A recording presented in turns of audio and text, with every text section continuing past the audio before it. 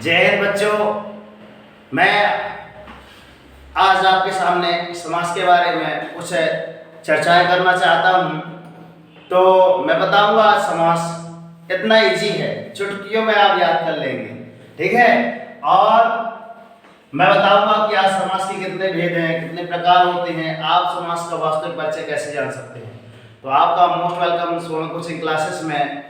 हमारा contact number है 9340586067 पे।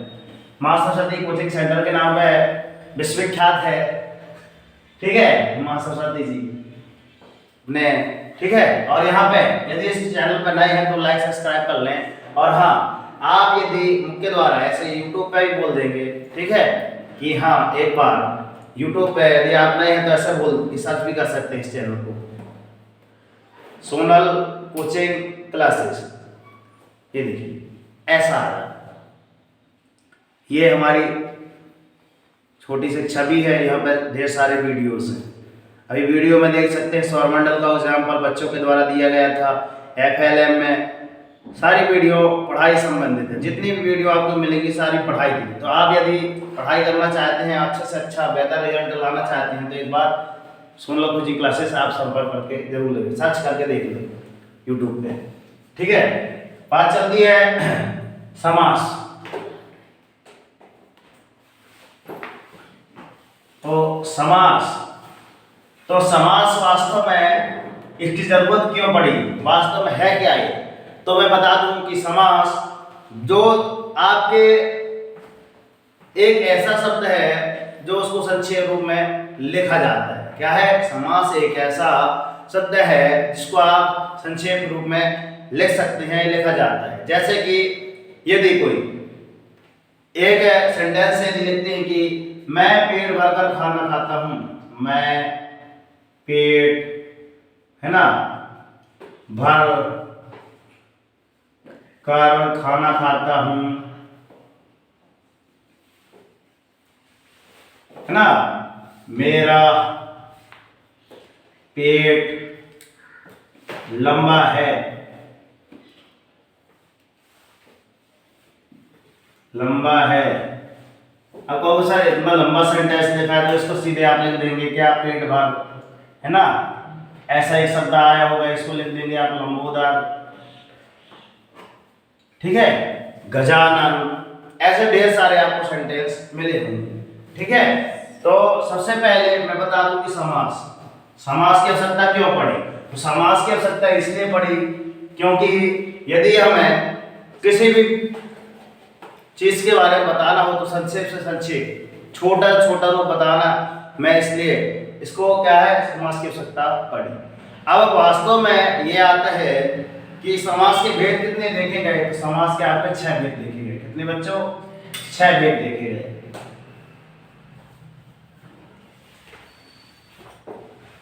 यहाँ पे आप लिख लीजिए समास के भेद, ठीक है। समास के भेद कितने भेद है? 6 भेद। पहला भेद मैं आपका आता है क्या, अव्ययी भाव समास। क्या आता है? अव्ययी भाव समास। समाज ना ले लेना, नहीं कहोगे समाज, समाज, काची समाज, साहु समाज, तो ऐसे ढेर सारे हैं। एक बच्चा था जो ऐसे लिख दिया था, ठीक है। सेकेंड पे आपका आता है अव्ययी भाव के बाद आपका आएगा तत्पुरुष समास। तत्पुरुष समास। आगे चलते हैं, आपका तीसरा जो आएगा द्वंद्व समास। क्या है बच्चों? द्वंद्व समास।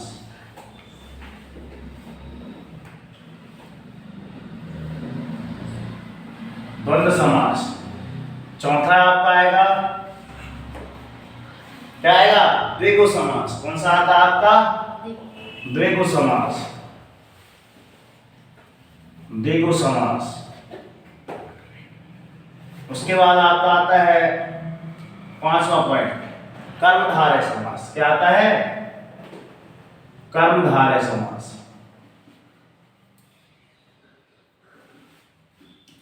और लास्ट जो आपका आता है बहुव्रीहि समास। क्या आता है? बहुव्रीहि समास। राइटिंग समझ में आ रही होगी जी।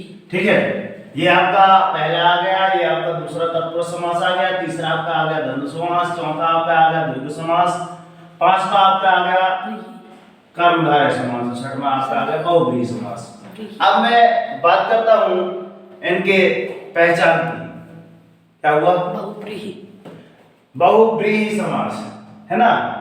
Very good. हमारे कुछ स्टूडेंट ऐसे भी हैं जो देख रहे हैं, आप भी क्या देख रहे हैं ऐसे कि हाँ सर थोड़ा सा वही आप जिसमें फोकस करते हैं वही आपके लिए मेन पॉइंट रहता है। ठीक है, आपको भी याद रहेगा कि हाँ सर हमने बताया था। अव्ययभाव समास की बात कर लूं, अब मैं बात करता हूं। अभी तो मैं बता दिया कि इसके प्रकार कितने होंगे, 6 प्रकार होते हैं। अव्ययभाव समास जैसे हमको याद है, अव्ययभाव समास, दूसरा आपका तत्पुरुष समास, तीसरा आपका द्वंद्व समास, चौथा आपका द्विगु समास, पांचवा आपका कर्मधारय समास और छठवां आपका बहुव्रीहि समास। ठीक है, ऐसे आपको याद होना चाहिए। अब वास्तव में इस समास का परिचय तो हमने बता दिया, ठीक है, प्रकार ही बता दिया। अब वास्तव में बात आती है कि अव्ययभाव समास किसे कहते हैं, इनके एग्जांपल के बारे में बताइए सर। तो अव्ययभाव समास में रहता है आपका प्रथम पद। प्रथम जो आपका पहला पद जो रहेगा आपका, उसमें क्या रहेगी? आपका प्रथम पद का रहेगी प्रधानता रहेगी। ठीक है, प्रधानता जो रहेगी आपकी क्या कहलाएगी? प्रथम पद की। इसमें पहला पद जो रहेगा प्रथम पद का रहेगा, प्रधानता रहेगी। बाबू सर ये प्रधानता वाला शब्द समझ में नहीं आया।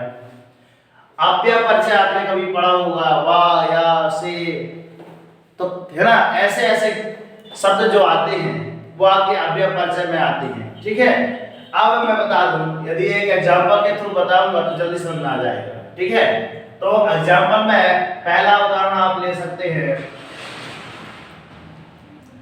क्या ले सकते हैं? पहला उदाहरण आपका यथाशक्ति।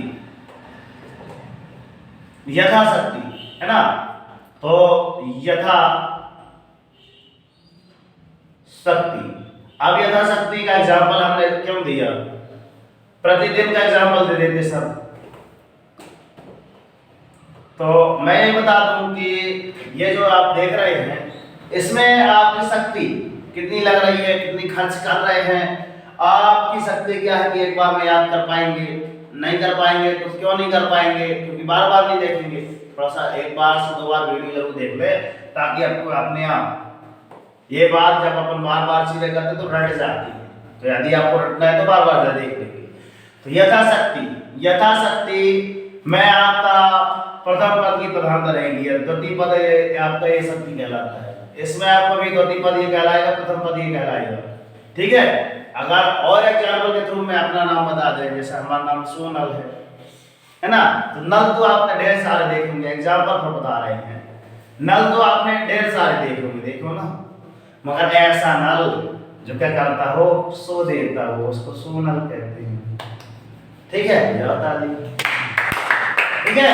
तो मैं ये बता दूं, ये तो एक उदाहरण भी नहीं है, मैं एग्जांपल पर बताया था कि कहीं ना कहीं आपका थोड़ा सा मनोबल बढ़ जाए, थोड़ा सा बताएं कि हाँ सर अपने नाम के लिए भी चर्चा कर ले कि मेरा नाम ये है, मेरा नाम वो है, तो आप अपने नाम के थोड़ा सा मीनिंग निकालना स्टार्ट कर दे। ठीक है, इसका जो कमेंट बॉक्स में बता दे, हाँ सर मेरा नाम ये कहते हैं। ठीक है, तो मैं बात कर रहा हूँ यथाशक्ति में, तो ये आ जाएगा आपका समास विग्रह क्या आ जाएगा? शक्ति के अनुसार। क्या जाएगा आपका? शक्ति के अनुसार समास विग्रह। अब समास विग्रह ऐसा हो जाएगा, जैसे आपका आएगा प्रतिदिन। प्रतिदिन का समास विग्रह क्या आ जाएगा आपका? दिन दिन। तो इसके परिचय में आपको ये मिला कि इसमें प्रथम पद में क्या रहती है? प्रधानता रहती है। आगे चलते हैं तत्पुरुष समास। तत्पुरुष समास में आपका रहता है द्वितीय पद में। ठीक है, इसमें प्रथम है, इसमें द्वितीय पद में। द्वितीय पद का रहता है, इसमें प्रधानता रहती है। द्वितीय पद प्रधान होता है। क्या होता है? द्वितीय पद प्रधान होता है। अब कहोगे सर द्वितीय पद प्रधान कैसे? तो जैसे आप उदाहरण ले लें राजपुरुष, राज पुरुष ले रहे हैं। तो राज तो हर एक पुरुष करना चाहते हैं कि आप भी राज करना चाहते हैं, करना चाहते हैं। तो राजपुरुष मतलब आ जाएगा इसका, जैसे राजपुरुष हो गया तो इसका राजा का पुरुष क्या जाएगा, समास में गिरा, राजा का पुरुष। इसमें का की के बीच में जो आते हैं लोग होता है वही आपको कहला देगा तत्पुरुष समास। का आ जाएगा, के लिए आ जाएगा, ये 2.5 सेंटेंस आ जाते हैं। आपका है राजपुरुष के बाद आपका आ जाता है राजमहल। राजमहल राज तो हर कोई करना चाहता है, मगर किसमें राज करना चाहता है, महलों में। राज तो हर कोई करना चाहता है, मगर देख लो किसमें करना चाहता है, महलों में। क्या आ जाएगा, राजा का महल। तो एक ही होता है राजा का महल। आ जाएगा सेनापति, सेनापति तो आ जाएगा सेना का पति। आप देख रहे हैं कि यहाँ पे का शब्द का लोप हो रहा है, मतलब बार बार आ रहा है ना। और उसके साथ साथ आप सेकेंड शब्द में देख रहे हैं राज तो हर किसी में है, कि इसमें भी राज है, इसमें भी राज है ना। तो सारी चीजों में है, मगर प्रधानता किसकी बता रही है, यहाँ पे प्रधानता पुरुष की बता रहा है, यहाँ पे प्रधानता महल की हो रही है, यहाँ पे प्रधानता पति। जैसा आप है ना पति के बारे में, सेना का पति है। आगे चलते हैं, दोनों पद प्रधान होते हैं। इसका विशेषता क्या है द्वंद्व समास की, दोनों पद क्या होते हैं, प्रधान होते हैं। अगर यदि हम बात कर ले उदाहरण में, क्या बात कर ले, सबसे सुंदर एग्जाम्पल बता रहा हूं बच्चों, माता पिता। क्या है, माता पिता। अब यदि गांव की एक भाषा आपने देखी होगी है ना, तो माता पिता में यदि कोई पूछता नहीं कि हाँ एक आंगनबाड़ी का बच्चा होगा, आप किसी से पूछे होंगे बताओ तुम किसके हो, मम्मी के पापा के, बड़े विस्मय में रह जाता है। कभी कभार बोल भी देते हैं कुछ बच्चे कि हाँ मैं मम्मी क्या हूँ, क्योंकि उसको जो प्रिय लगता है वही बता देता है। अब जैसे जैसे आपके पास ज्ञान होता जा रहा है, यदि बच्चा आंगनबाड़ी से कहाँ आ गया है ना, क्लास 5th में आ गया, तो उससे पूछोगे तो कहोगे सर इसको बताऊं, मम्मी को बताऊं कि पापा को बताऊं, है ना। धीरे से और कक्षाएं पढ़ने लगता है बच्चा को, जब ज्ञान हो जाता है, कक्षा 8वीं पढ़ने लगता है, तो बच्चा कहता है नहीं सर हमारे लिए दोनों बराबर है, बोलते हैं ना। तो यहाँ तुलना नहीं कर सकते हैं, तो इसमें क्या आएगा, आपका दोनों पद प्रधान होंगे। आपकी मम्मी भी प्रधान है आपके लिए, आपके पापा भी प्रधान है, ठीक है, कहते हैं ना। तो इसमें दोनों पद जो प्रधान रहेंगे वही आपका कहलाएगा द्वंद्व समास। और बीच में एक ये जो रहता है योजक चिन्ह, ये जो डैश हमने लगाया ये योजक चिन्ह का कहलाता है, टोक रहता है कि ये वास्तव में योजक चिन्ह बीच में डैश बना होगा, वही आपका क्या आएगा, द्वंद्व समास आएगा। तो मैंने क्या डेफिनेशन बताई कि द्वंद्व समास दोनों पद प्रधान होंगे और बीच में एक योजक चिन्ह लगा होगा। माता पिता के बाद आपका आता है भाई बहन। क्या आते हैं भैया, भाई बहन। क्या भाई बहन में यदि एक भाई हो, जब उसकी कलाई सुनी रहती है तब उसको वास्तव में आभास होता है कि नहीं सर मेरी भी एक बहन होती तो मुझे बहुत अच्छा लगता है, ठीक है। फिर रक्षाबंधन आने वाला होता तो उसको भी लगता कि नहीं मेरा एक भाई होता, मेरी बहन होती। बताओ भाई हो तो उसको भी लगता कि नहीं यार बहन है। अगर बोल दे तुम दोनों में क्या इंपॉर्टेंट करते हो, भाई करते हो कि बहन करते हो, है ना, तो आप क्या बताओगे, नहीं सर भाई भी हमारे लिए प्राथमिक है, बहन भी हमारे लिए प्राथमिकता है, ठीक है। तो दोनों पद प्रधान है इसमें, भाई बहन। गुरु शिष्य, गुरु शिष्य, जैसे आप देख रहे होंगे हम भी अपने गुरु के क्या है, शिष्य है। तो क्या गुरु के बिना शिष्य रह सकता है, क्या नहीं रह सकता। क्या शिष्य के बिना गुरु रह सकते हैं, नहीं रह सकते। तो हम यही बताना चाहते हैं कि दोनों पद इसमें क्या है, प्रधान है। बीच में ये जो डैश आपको नजर आ रहा है योजक चिन्ह कहलाता है, इसका लोप रहता है, ठीक है। तो इसको आप विग्रह कैसे करेंगे, माता और पिता, क्या करेंगे, माता और पिता। इतना लिखने के लिए आपको 3 शब्द पढ़े लिखे ना, 1 2 3, पहला या दूसरा तीसरा। इतना ज्यादा लिखने से अच्छा कि आप ओनली माता पिता लिख दें, इसलिए आपके लिए समास बनाई गई है। इसीलिए मैं बता दूं, आपके लिए समास बनाए गए माता और पिता, इतना लिखने से अच्छा है कि आप क्या लेते हैं, माता पिता लेते हैं, इसलिए समास बनाया गया। संक्षेप रूप में, छोटे छोटे रूप में। यदि आप समाज विज्ञान या कुछ भी पढ़े होंगे हिंदी में भी, तो पहले आता है कि, या फिर संस्कृत में एक पद इनको उत्तर, फिर आता है एक वाक्य इनको उत्तर, या फिर आता है कि आपके अति लघु उत्तरीय, फिर लघु उत्तरीय, फिर आता है दीर्घ उत्तरीय। तो यदि संक्षेप में जो छोटा रूप होता है लिखने के लिए, इसलिए हम समास का उपयोग करते हैं। अब आता है भाई बहन। तो भाई बहन में भाई और बहन, ठीक है, भाई और बहन, गुरु और शिष्य। गुरु और शिष्य का मैंने नाम इसलिए लिखा है क्योंकि आपकी प्राथमिकता यही में जाती है। आप प्राथमिकता माता पिता और गुरु की वाणी बिना विचार करे सोचा, इसलिए मैंने 3 एग्जांपल लिया। एग्जांपल तो मेरे पास ढेर सारे हैं, ठीक है, तो मैं 3 सेंटेंस इसलिए लेकर चला हूं कि माता पिता और गुरु की वाणी, माता पिता और गुरु की वाणी बिना ही विचार करे सो जानी, है ना। तो माता पिता और गुरु की बात जो बिना विचार के, है ना, कर सकते हैं। यदि नहीं भी करना चाहते, इच्छा भी नहीं है तो भी कर ले। क्यों? क्योंकि माता को पता है बेटा को क्या करना चाहिए, बेटा को क्या कराना है। पिता को भी क्या रहती है, चिंता रहती कि हाँ मेरा बेटा ये पढ़ लिख के ये बन जाए। और गुरु आपको वही बताएगा, वही चीज बताएगा जो आप करने में सक्षम है। नहीं भी है तो उसके लायक बना देगा, ठीक है। और गुरु ऐसे होने चाहिए, ठीक है। गुरु क्या रहता है, आप तो गुरु हमेशा कहाँ रहता है, वहीं बैठा रहता है, मगर हमको कहाँ तक पहुंचा देता है, ऊंचाई और शिखर तक पहुंचाने का श्रेय सबसे पहले गुरु को ही दिया जाता है। तो ये बात आप ध्यान में रखना बच्चों, ठीक है। आगे चलते हैं।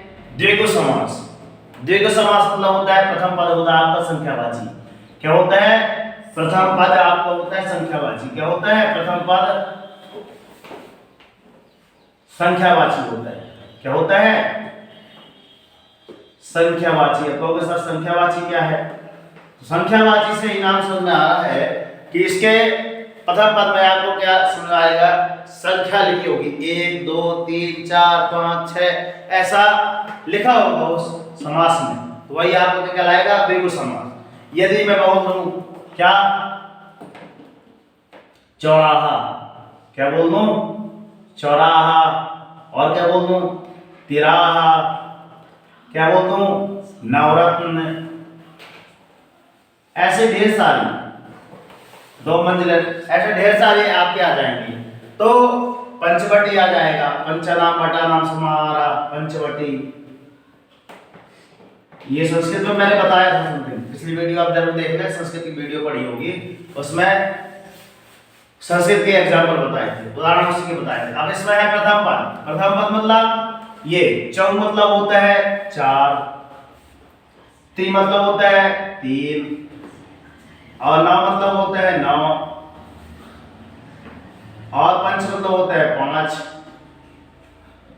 5 9 3 4, मतलब एक प्रकार के हमने ये संख्या का उदय हो रहा है। तो जिस पद में आपको संख्या का, है ना, लोप हो जाए, मतलब हाँ यहाँ पे हाँ नजर आ रही है, यहाँ सारे प्रथम पद में आपको क्या लगा, नजर आ रही है, संख्याएं नजर आ रही है, तो वहां आपका कौन सा समास हो जाएगा, द्विगु समास। जैसे कि चौराहा लिखा है, तो यहाँ पे आएगा आपका समास विग्रह 4 राहों का समूह, 4 राहों का समूह, ठीक है। और उसके बाद क्या आ जाएगा, 3 राहों का समूह, 3 राहों का समूह। उसके बाद क्या लिखा है, नवरत्न, 9 रत्नों का समूह, 9 रत्नों का समूह, ऐसे लिखते हैं, देखो 9 रत्नों का समूह। और उसके बाद पंचवटी, 5 वटों का समूह, ठीक है, जो भी आप लिखना चाहते हैं। तो यहाँ पे हमने बताया है कि समास विग्रह क्या कहलाता है, और यहाँ हम बता रहे हैं कि वास्तव में इनका पहचान, इनकी पहचान वास्तव में कैसे है। आप 5वें पॉइंट पर चलते हैं, कर्मधारय 25। तो वास्तव में कर्मधारय, कर्मधारय मतलब कर्म प्रधान विश्व करी राखा, जो जस करे तस फल चाखा, कर्म में विश्वास रखे। तो इसमें आता है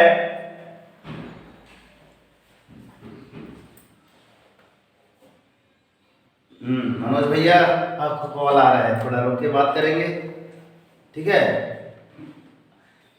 पूर्वी आपके पिताजी का फोन आ रहा है, ठीक है, कोई बात नहीं, बता देंगे या फिर बात करके लो बता दो कि हाँ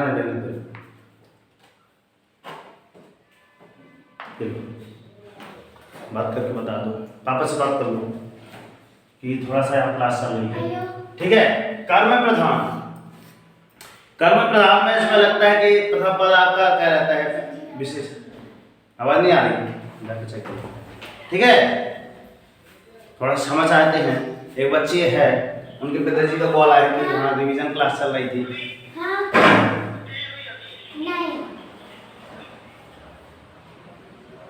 चलिए ठीक है, आज रिवीजन क्लास है, समथिंग एक्स्ट्रा पढ़ाई होती है, तो थोड़ा माता पिता को रहता है कि हाँ बच्ची का आधे घंटे क्लास 1 घंटे क्लास लगती है, तो आज तो 2 घंटे हो गए, 9 बजने वाले हैं, है ना।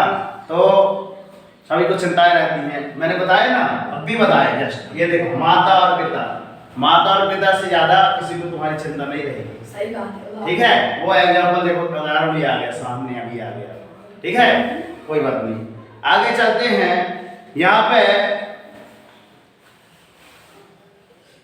कर्म प्रधान है ना, कर्म प्रधान विश्व कर राखा जो जस करेगा प्रचा का, मतलब कर्म में सब रहेंगे, है ना, तो विशेषण रहेगा और इसमें विशेष रहेगा, विशेषण भी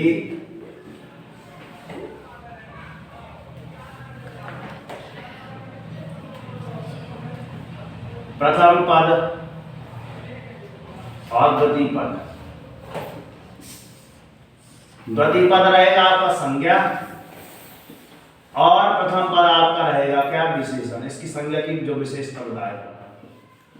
अब जैसे एग्जांपल में हम रख ले नीलकंठ, क्या रख ले भैया, नीलकंठ, तो सॉरी कंठ, कंठ, ठीक है, नीलकंठ, तो कंठ क्या है आपका, गला, गला किसी वस्तु, व्यक्ति, जाति, भाव के नाम को आप क्या बोलते हैं, संज्ञा बोलते हैं। कंठ क्या है आपका, है ना, कंठ क्या है आपका, संज्ञा, ये कंठ क्या है आपका, संज्ञा, है ना। संज्ञा मतलब बता दिया कि किसी वस्तु, व्यक्ति, जाति, स्थायी भाव के नाम को संज्ञा कहते हैं। आप संज्ञा की क्या बता रहा है, विशेषता की, कंठ कैसा आपका, नीला है, इसकी क्या बता रहा है आपका, विशेषता बता रहा है, विशेषण इसको कहते हैं, ठीक है। तो विशेषता बता रहा है किसकी, कंठ की, कंठ का आप किसका है, क्या है, नीला, तो नीलकंठ, नीलकंठ महादेव हमें है भरोसा, है ना, ऐसा गाना भी सुने होंगे। तो यहाँ पे आपका आ जाएगा नीला है कंठ, है ना, नीलकंठ, नीला कंठ धारण किए हुए, ऐसा आ जाएगा। और यदि मैं बता दूं एक बहुब्रीहि, इसमें ये दोनों एग्जाम्पल हम साथ में लेके चलेंगे। बहुब्रीहि में बताएगा कि दोनों पदों को मैं विशेषता को छोड़कर, दोनों में से किसी तीसरे पे फोकस किए जाए, दोनों को छोड़कर किसी तीसरे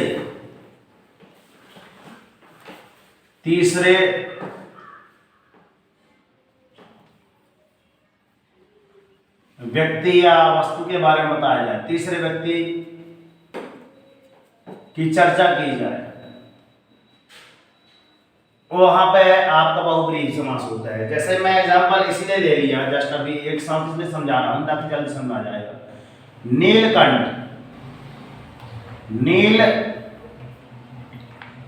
नीलकंठ देखना ध्यान से, दोनों को समझाने के लिए दोनों में इकट्ठे इसलिए लीजिए।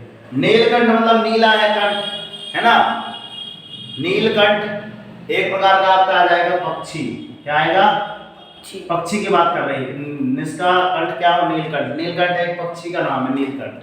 मगर नीला है कंठ, नीला है कंठ जिसका,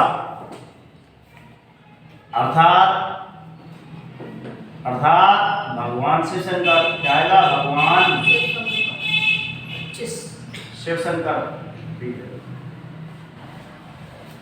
अर्थात मैं यही बता दूं बच्चों की दोनों को छोड़कर, दोनों पदों को, ना नीला को बता रहा है, ना कंठ को बता रहा है, ना कंठ को बता रहा है, ना नीला को बता रहा है, किसी तीसरे को उसको बता रहा है, अर्थात भगवान भोलेनाथ के बारे में बात कर, मतलब तीसरे पर्सन है वो, तीसरे व्यक्ति के बारे में बात चर्चा की रही, वहां आपका होता है बहुब्रीहि समास होता है। तो इसमें बता दूं कर्मधारय में क्या होता है, प्रथम पद विशेषण होता है, द्वितीय पद में क्या होती है, संज्ञा होती है। तो संज्ञा क्या बताता है, विशेषता बताता है यहाँ पे, इसलिए इसमें क्या होता है, कर्मधारय। ठीक है, एक एग्जांपल जो आपका आता है, यहाँ पे आता है नील गाय। क्या आता है, नील गाय। अब देखना जल्दी समझाएगा, किसकी विशेषता बता रहा है, गाय की। गाय क्या है, एक प्रकार का संज्ञा है, और गाय कैसी है, नीली है, तो नीली गाय। इसका क्या आ जाएगा, पहले वाले का आपका आ जाएगा, इसका देखना, इसकी आपका आ जाएगा नीली गाय। इसका समास विग्रह ऐसे आएगा, नीली गाय। और नीलकंठ का क्या आएगा, नीला कंठ, जिसका नीला कंठ है। कंठ क्यों नहीं आ रहा है, ठीक है, 3 बार देखो वही आ रहा है, होता है। तो मैं बता दूं कि यहाँ पे आपको कर्मधारय की समझ में आ गया हो गया, और बहुब्रीहि समास भी समझ में आ गया होगा। ठीक है, अब मैं और बात कर लूं, जैसे आपका आता है, ठीक है, गजानन। गजानन, गज मतलब होता है हाथी, तो हाथी के समान वाले, हाथी के मुख के समान, मुख के, आनंद मतलब होता है मुख के समान। तो कौन है हाथी के मुख के समान, किसका मुख है, अर्थात भगवान श्री गणेश का, अर्थात श्री गणेश भगवान जी का है ना, भगवान गणेश, भगवान गणेश। और यदि बात करते हो लंबोदर, तो ये भी इन्हीं का नाम आ जाएगा, लंबोदर। लंबोदर, लंबा है उदर, अर्थात उदर मतलब होता है पेड़, तो लंबा है पेड़, उदर मतलब होता है पेड़, तो लंबा है पेड़, अर्थात किसका, भगवान गणेश। अब एक एग्जांपल और बता दूं इसी का, दशानन। क्या है, दशानन, तो इसका समास विग्रह क्या आ जाएगा, दस है आनंद, मतलब आनंद मतलब होता है मुख, दस है आनंद, अर्थात 10 है मुख्य, अर्थात जिसके कौन तीसरा पर्सन है, कौन, रमण सरकार की जय, है ना। कितने मिनट हो गए, 27। और ठीक है, तो और आगे आता है आपका, ठीक है, चतुर्भुज। अब बताओ 4 हाथ के गणेश जी हैं, 2 हाथ क्या में आ जाएंगे, कमेंट बॉक्स में जरूर बताना कैसे आ जाएंगे, वो भी बताना। ठीक है, तो चतुर्भुज भी आपका आ जाएगा, तो चतुर्भुज आपका यहाँ इस वाले शब्द में भी आ जाएगी सर, चतुर मतलब 4 भुजाओं की बात करिए, तो द्विगु समास भी आ जाएगा। ठीक है, और बहुब्रीहि समास कैसे आ जाएगा, तो आप कमेंट बॉक्स में बताइएगा। उसके बाद आता है चतुर्भुज। चतुर्भुज कौन है आपके, विष्णु भगवान, विष्णु भगवान, इसलिए आपके किसमें आ जाएगा, बहुब्रीहि में। ठीक है, और ये आपके लिए होमवर्क है। ठीक है, होमवर्क में आपका क्या है, सत्साई, इसका क्या हो जाएगा, समास विग्रह। चौमासा कौन सा समास है, समास विग्रह का नाम बता करके बताएं।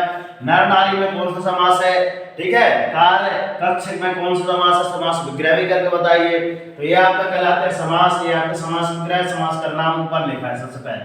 ठीक है, तो समास विग्रह करना है, राज दरबार, तो राज दरबार में तो कौन सा समास है, खेत जन्म, तो ये सारे कमेंट बॉक्स में आइए, आप 10 आपके पास लिखे हैं, सत्साई, चौमासा, नर नारी, कारकक्ष, राज दरबार, खेत जनक, नीति युक्त, बुद्धिहीन, आमरण, और 10वां एग्जांपल अपने मन से बना लेना।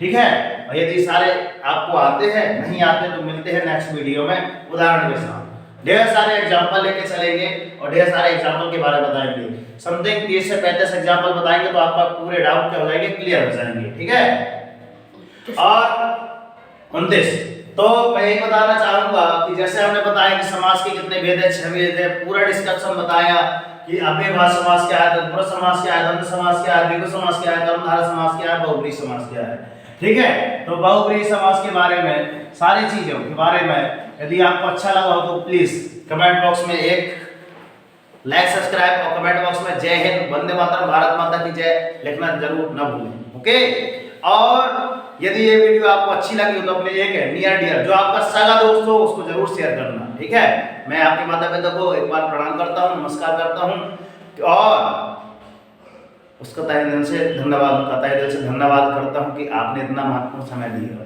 तो मिलते हैं नेक्स्ट वीडियो में, कमेंट बॉक्स में, आशा करता हूँ आज सच्चे भाव होंगे। तो जय हिंद, जय हिंद, जय हिंद, बोलिए बच्चों, जय हिंद।